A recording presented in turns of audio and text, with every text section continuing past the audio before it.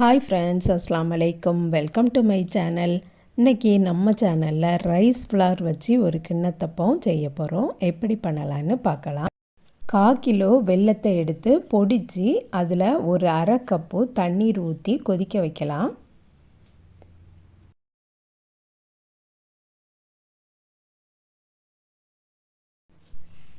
ஒரு பாத்திரத்தில் 1 cup rice flower எடுத்துக்கலாம். நம்ம எந்த பாத்திரத்தில் அளக்கமோ அதே பாத்திரத்தில் நம்ம எல்லா அளவையும் எடுத்துக்கிடணும்.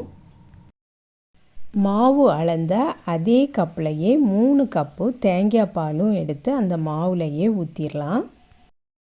கட்டி இல்லாமல் நல்லா மிக்ஸ் பண்ணிக்கிடலாம்.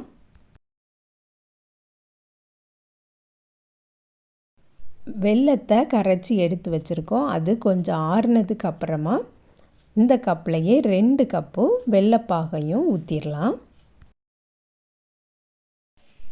நல்லா மிக்ஸ் பண்ணிக்கிடலாம்.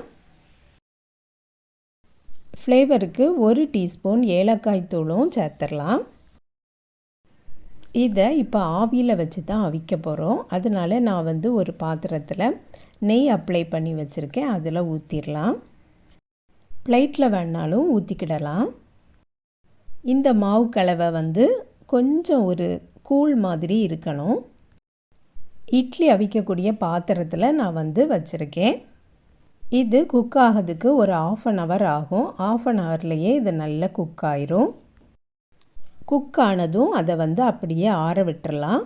நல்லா ஆறணும். ஆறுனதுக்கு அப்புறம் தான் நம்ம பீஸ் போடணும்.